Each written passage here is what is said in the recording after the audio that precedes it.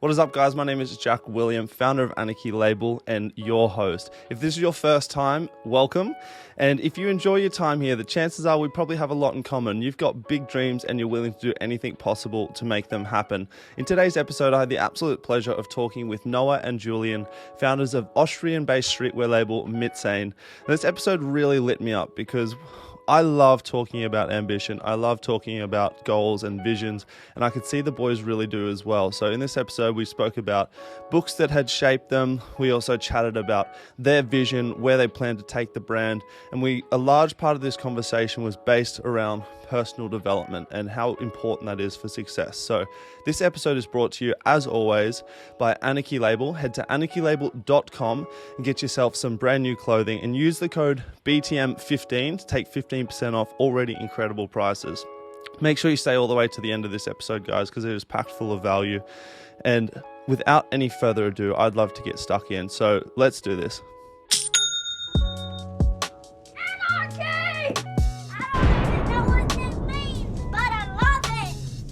What is up, ladies and gentlemen, boys and girls? You are tuning into another episode of Before the Money. We are going global, baby. This is our first international interview. I'm joined with two pretty talented dudes. They are the founders and operators of Maezen. It's a German word. So we had to do like a little bit of a pronunciation training before we got started here today, but we're pushing ourselves outside of our comfort zone and we're getting stuck into it.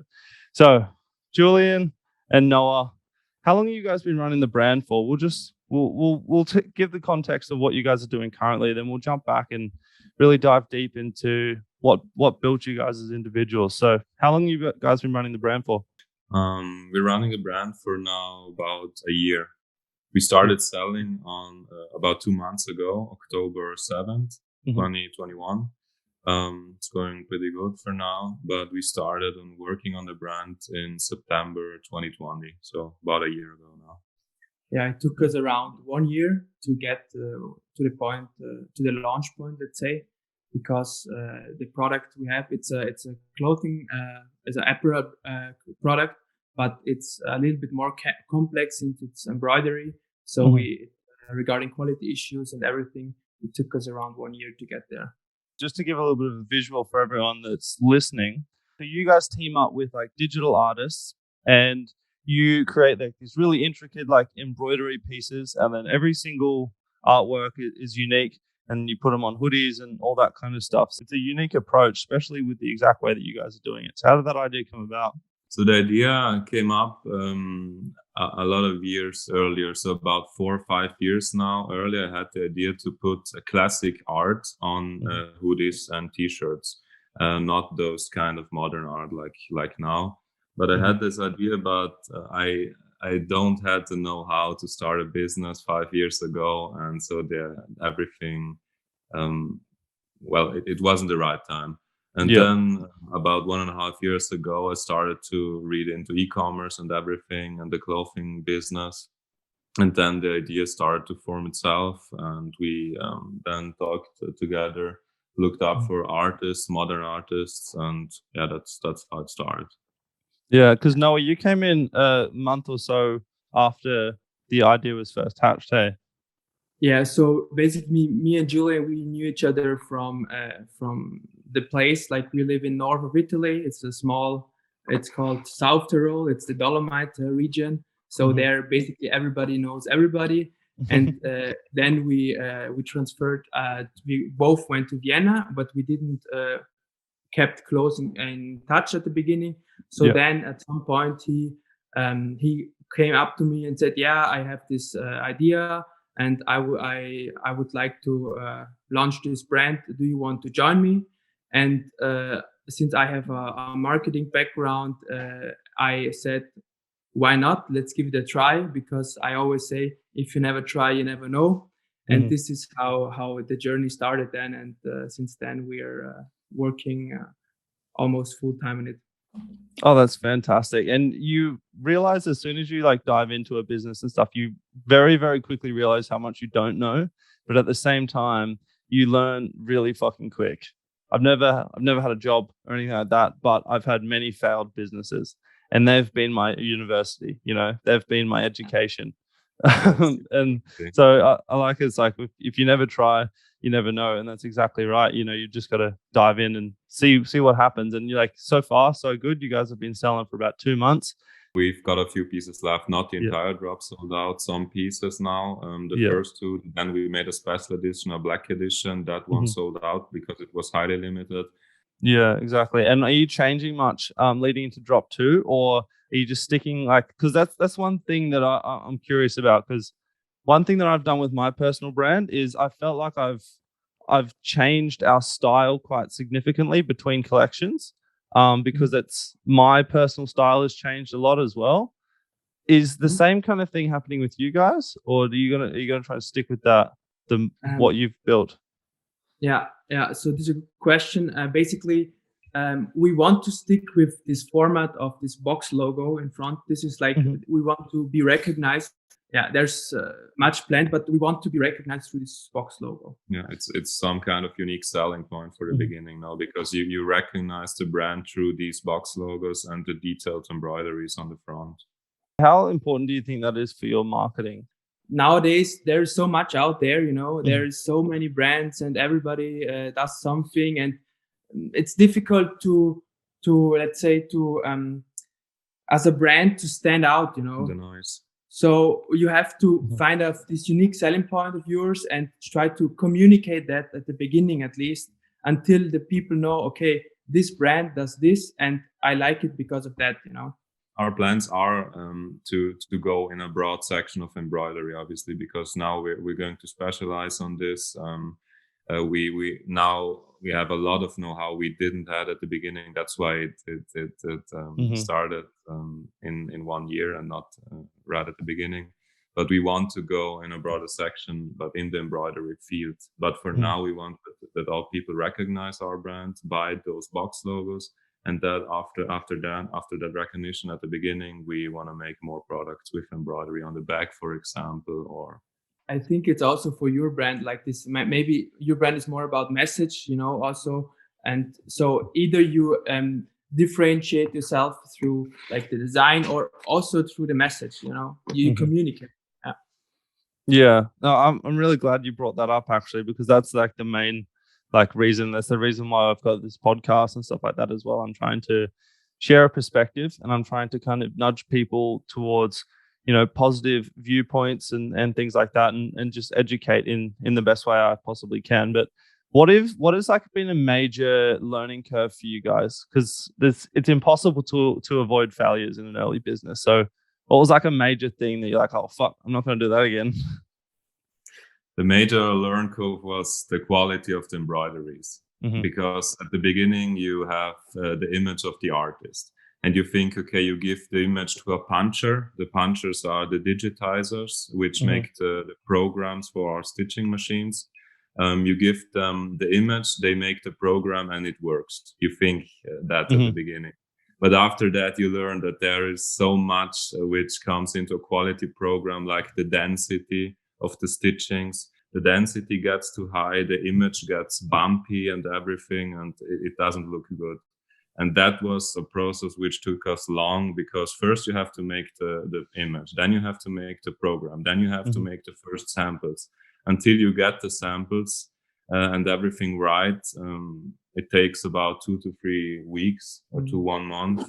And then we had to do everything again because the quality wasn't right. So that for sure was a learning curve, yes. For me also quality, but in another way, like the way we communicate. So basically the marketing and what content you show on your social. And I realized that it's quality, but it's also about consistency. And I think it's also this kind of balance between quality and consistency. And this is at some point I realized it's key, and it's the way to go, to grow. Do you go heavily on organic stuff, or do you spend money on paid ads? What's your approach? So we mainly grew our follower base through organic marketing and Reels. I think Reels is an amazing opportunity for everyone to grow. Thank you, Instagram, for that. I would really recommend Reels to everyone who wants to grow, and this is how actually we grew our follower base from 100 follower to 16K now in 3 months, like just everything organically. Wow. So this is at some point you need to know you have to be consistent here as well, because you at the beginning you throw out your reels and you see, okay, they get like around 1,000, 2,000 views, which is okay.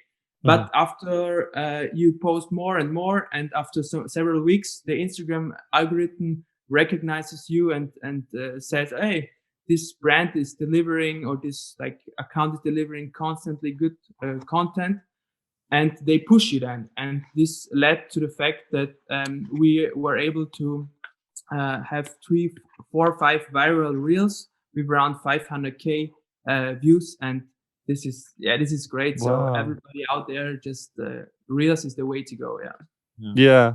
Well, I listened to an interview with the founder and CEO of Instagram a couple of months ago, and he's basically just said, you know, like we're trying to compete with TikTok. Like we're going to push reels and shopping. That's our focus. Photos are almost like obsolete these days on Instagram. It doesn't matter. And you said a very, very important point there. It's consistency as well. You know, like when you're showing up every day, not only is the algorithm starting to go, hey, these guys are taking it seriously, they're delivering value. Also, you guys are spending time in the seat and you're going, oh, I know when I did this at the start of a video, we got 5,000 views. So I'm going to put this at the start of the next video, and then that one might get 10. And like, it's just figuring out, the more data points you have, the more you can understand what works, what doesn't work. So that's interesting. So do you guys do much paid advertising whatsoever? We do some, but we have some, let's say, friends who work at Facebook, and we can actually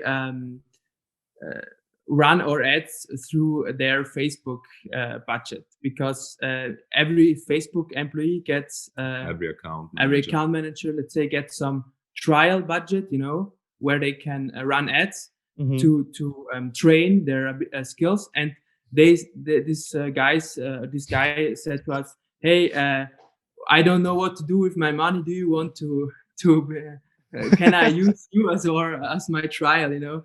And we said, yeah, it's not a bad thing. Free money for ads, why not? Yeah. Oh, that sucks, guys. I'm really sorry to hear that.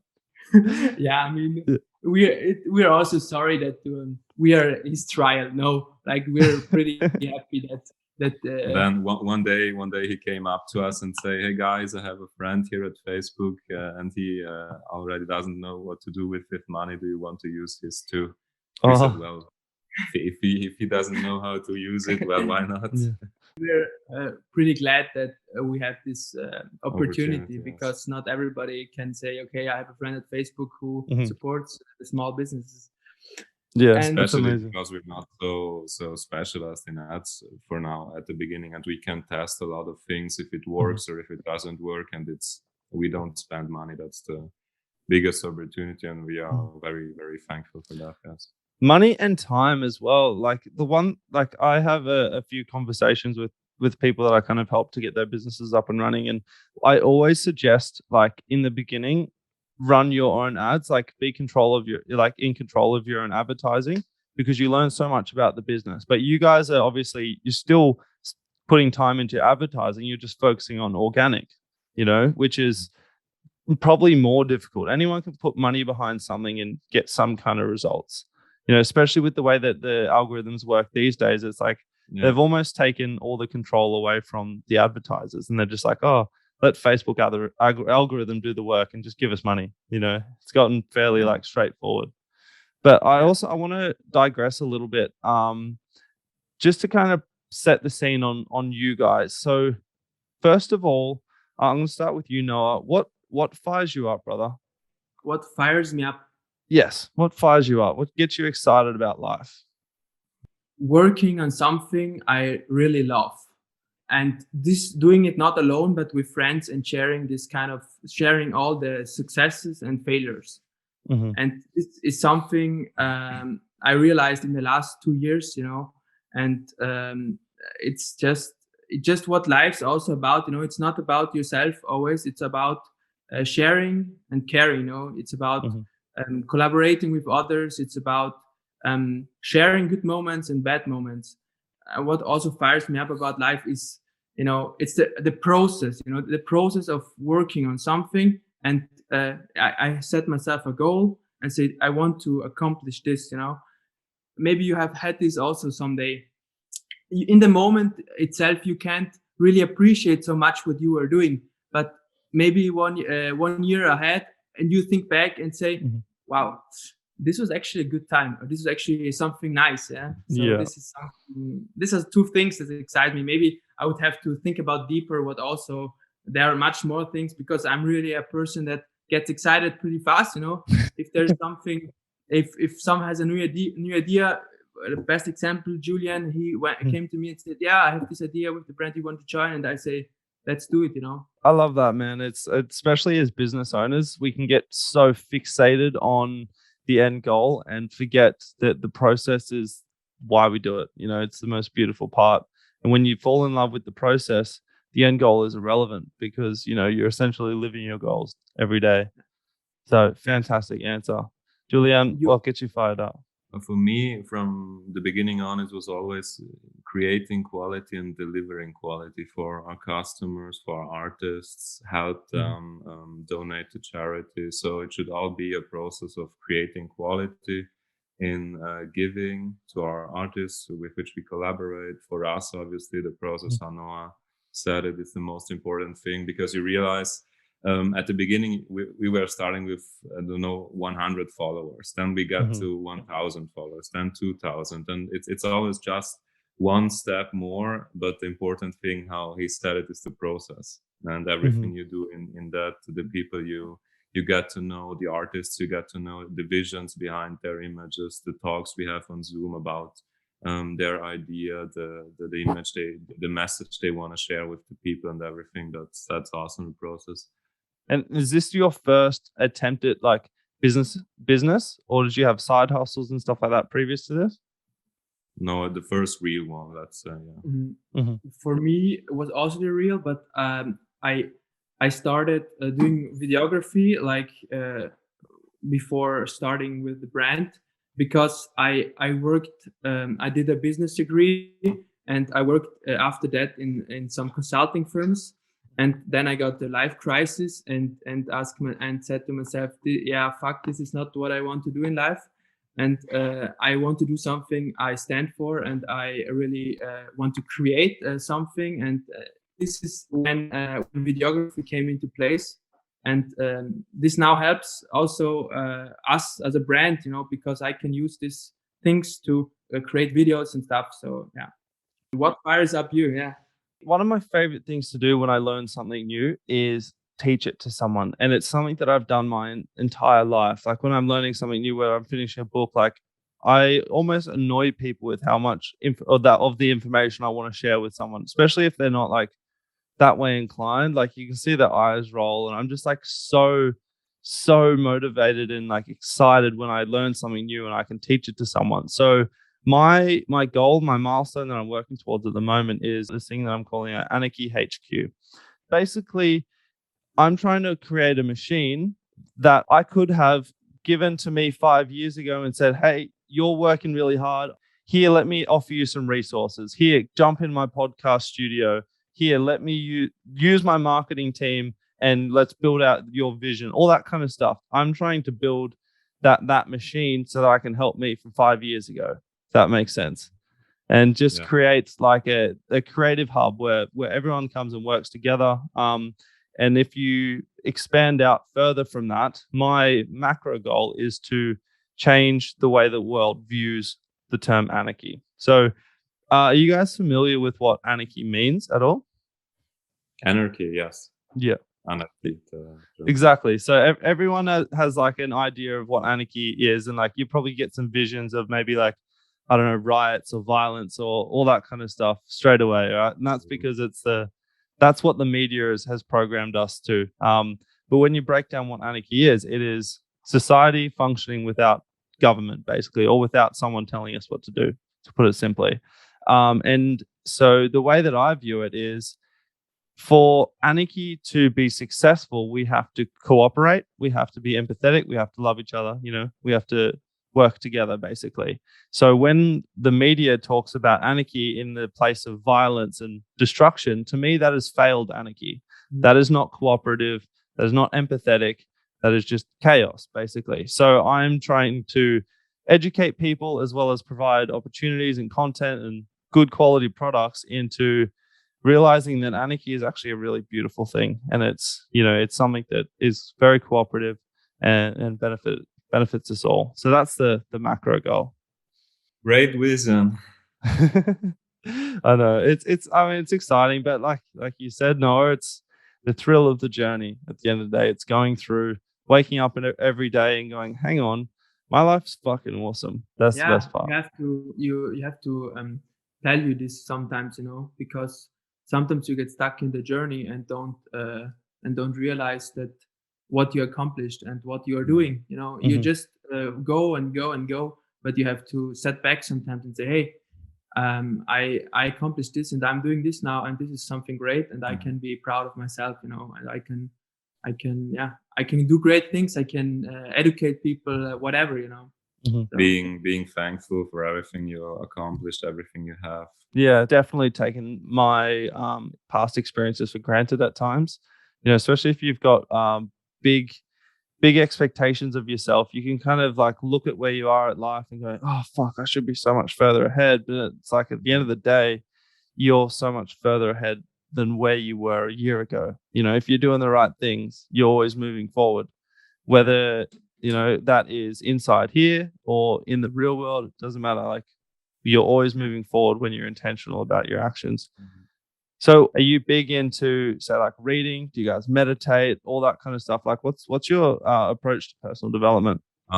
First step would be, I guess, the gym, something like that, being active, on listening to podcasts. That's for me the major form of information I get, all the knowledge I have and everything I learned for entrepreneurship, etc.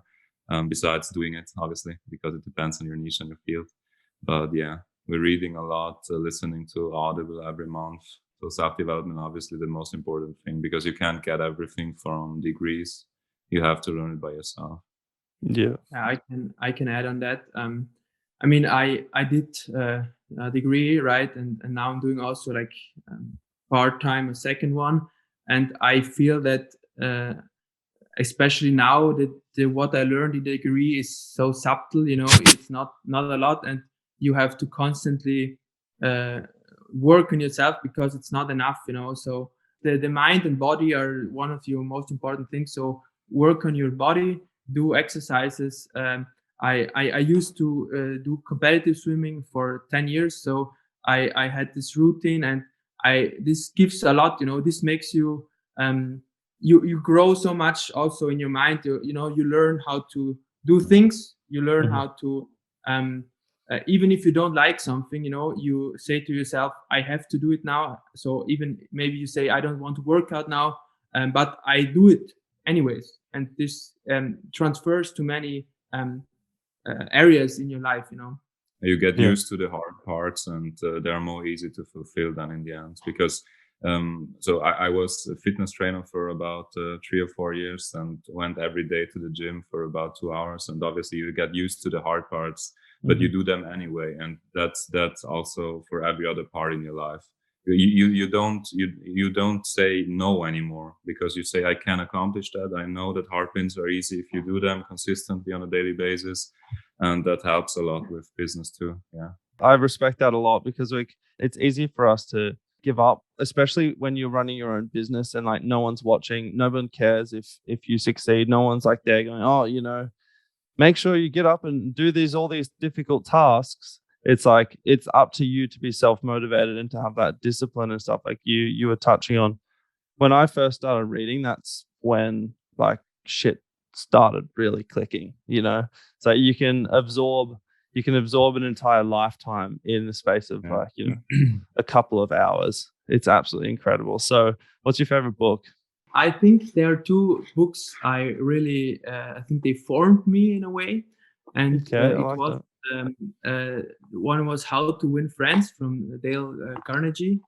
Yeah. This one is a crazy one. I read it twice because I think how good a book is depends always on in which situation you are in the moment, you know. Mm-hmm. So in that time, I think I read it 2 years ago.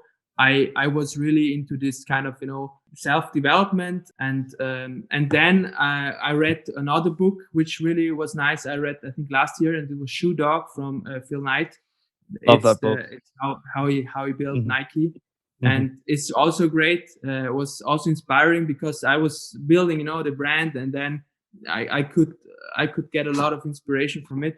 And now I'm reading the biography of Steve Jobs, which is something different, but it's also crazy shit. Yeah. My favorite book, man. I've read it 6 times. I've got the Think Different is the tattoo right there from the marketing campaign. Yeah. No, 1997, the year that I was born. I just love that marketing campaign, and that Steve Jobs, my fucking boy. He's my boy. But yeah, that's interesting that you mentioned How to Win Friends and Influence People, because that was one of the ones that I definitely attribute to a big mental shift in terms of like how I approach the world. You know, that's both great, all great books. Julian, what about you, buddy? Yeah, one of the first book I read was Think and Grow Rich by Dale Carnegie, and also that was a book which changed a lot. But some of the best books I read in the last months were Shoe Dog from Phil Knight, from Steve Jobs, the autobiography. One book I remember was Zen and the Art of Motorcycle Maintenance. That gave me another view on quality and how to perceive it. Autobiography of a Yogi from Paramahansa Yogananda, if you know that. That was a very spiritual book, which led me into meditating again and those kind of things. And yeah, there are a lot of books. So let's go into sorry, did you have something to say now before I? Yeah, I wanted to ask, what are your favorite books? Because I'm interested. Which books did you inspire most?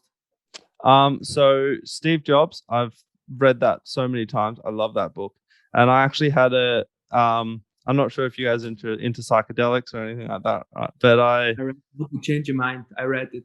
Yeah. No, that's a great book as well. But have you guys had psychedelics before?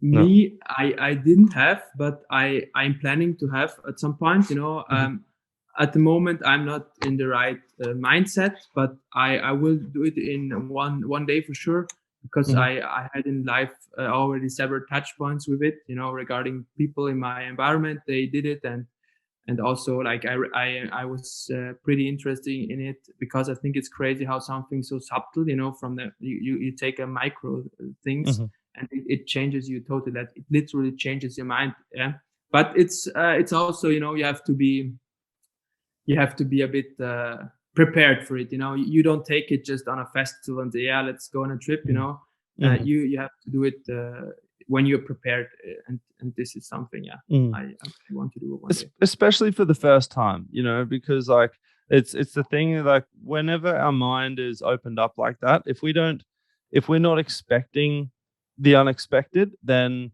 we can freak ourselves out, you know. And there's never going to be an issue from the substance, like the psychedelics itself. It's always going to be the way that we affect ourselves that will give us a bad trip, basically. But the reason why I bring that up is because after the first time I read Steve Jobs, I was in Sydney, and my girlfriend at the time and we had some mushrooms. We had like a picnic and stuff on Sydney Harbour, if you're familiar with it. The water is just crystal clear blue, and we're just kind of like walking up. I'm up to my waist in the water, and I'm just like saying to the water, I'm like, oh, thank you so much for letting me in here. Like, thank you. Like, I really appreciate you. I was being so grateful. It was the most beautiful experience. And then as I was like walking out of the water, I just started crying, and I'm like, I am Steve Jobs. Like, I am Steve Jobs. Like, I had these such like strong visions of me being Steve Jobs. And I feel like that's the reason why I do love that book so much.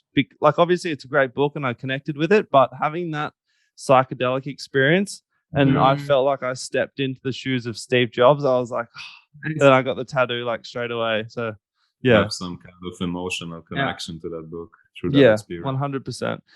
But another book that I really love is Let My People Go Surfing. That is good. That's a great one. I'm just looking up at my bookshelf now. I've got so many. Headstrong by Dave Asprey. That's one it's on like health basically. But after I read that book, it was just the most well-written book on the general workings of health. So it's more so for peak performance, but put forward in a really easy way. So after I read that book, I was like, fuck, I could see the body in X-ray vision. Like I had the clearest understanding. It was amazing. Another one that I really love is Never Split the Difference by Chris Voss. It's on like sales and persuasion and all that kind of stuff. Very, very, very interesting book. He's an FBI negotiator. I read it. Yeah, fantastic. And How to Win Friends and Influence People. Like I give that to everyone, you know. I give that to absolutely everyone. I love that book. Then what else is there? I feel like I've gone through this stage at, like, especially the last couple of years where I've just been consuming knowledge like a madman. It's like they're all kind of like blur into one now. Yeah, right. Yeah. Well, it's the ones you read every now and then make you as a person after that. So you don't remember everything, but you become that person because of the books you read. I always say to myself, or I have the belief that you are the person made out of the people you surround with, the experiences you made in your life, maybe the how your parents grew you up, and the books you read, and I think the sum of all this is you. Like this is how I see things. Yeah. Well, Noah, on that note, what kind of person are you maybe striving to be? Yeah, obviously, one thing is I want to grow every day. You know, I think if you don't grow every day, it's a missed opportunity. I think also I want to become more relaxed in my internal, because I'm pretty, you know, let's say not calm in my inner. You know, I have this constant, you know, things running. My thoughts are running all the time. I want to calm down.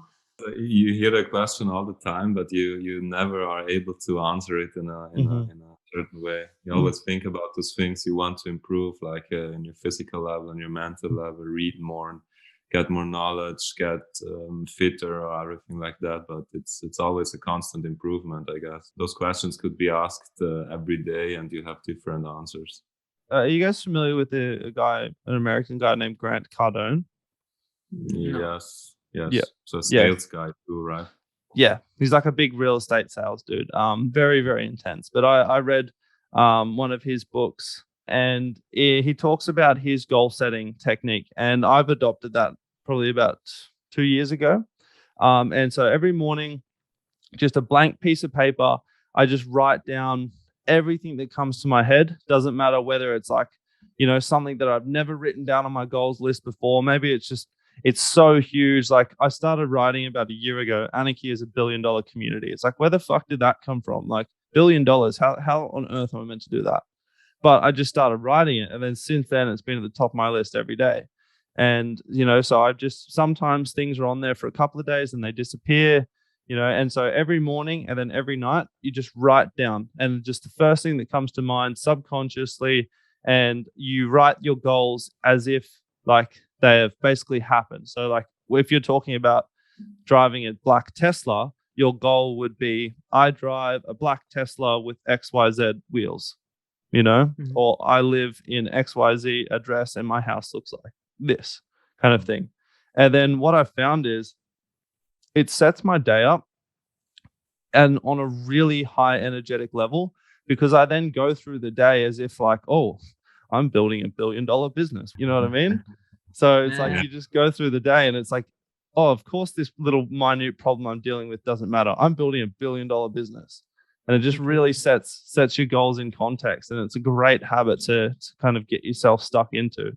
And now I love doing it. Like it's so energizing. You set yourself the tone. You wake up and then you say, okay, I write down these things. And this is the tone that guides you through the entire day. And it's nice. It's a good way. That's the same for workout, for example. If you do your first workout in the morning, you already set the tone for your day. You accomplished something difficult. You're proud of yourself. All the hormones would get shut out from your body. You're more happier and everything. So you set a certain tone. That makes sense. Yeah, you can accomplish all the difficulties that the life throws at you. So I've got one more question. And like, I just want to thank you guys again for coming on. This has been fucking sick. You know, I love chatting with like ambitious guys, even if you are on the other side of the earth and we speak a little bit different. It doesn't matter. We get fired up by the same things. So this has been an awesome journey for me, and I'm glad you guys could be a part of it. If you could have dinner with, you know, one person, dead or alive, who would it be? And what would you guys talk about? So this can be maybe something you want to ask them. And there's no wrong answers here. Julian, you can take this one away. That's a tricky question, but I probably would go with George Heaton for now. Yes, represent. I admire him. He's one of my role models because he's awesome. So everything the mindset, the brand, the quality, the mental, the physical health, he would probably way to go for me. And I would talk about mindset, about his brand, about his how he does things, everything. George Heaton for me. What kind of answers do you think he would give you, just based on like what you know about him already? I guess because I saw a lot of books he was reading, and I was reading too. So maybe even about the same answers I would give to myself after reading some of those books. But he has a lot of experience in those fields, and I just want to have someone who gives me, a lot of motivation, maybe says the things you already know, but from another perspectives, and has other experiences in that field. Yeah, love it. What's your answer, Noah? Yeah, difficult, but I would say actually I would go with Michael Phelps, because he was an idol for me for many years, and he had I think he has one of the greatest mindsets on this earth, because if you were a swimmer, you have to always go out of your comfort zone, and if you do this for many years, you know, your mind is just formed in a way that nobody else is, you know. And I think I would learn a lot from him on self-discipline and on how to approach things in general. Yeah, so basically him, but I think it depends also. George Heaton is a good one as well. Yeah.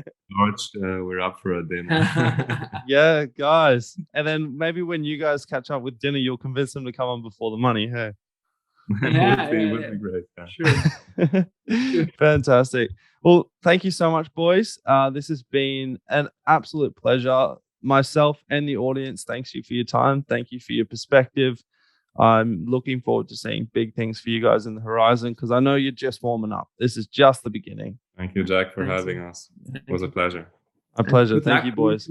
Yeah. Good luck for you too. And I'm following you and seeing what you are doing, and I'm looking forward to where if you can build the 1 billion anarchy stuff. When I build. Yeah, when you do it, yeah.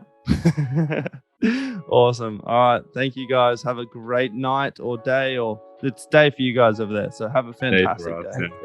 Yeah. Awesome. Thank you.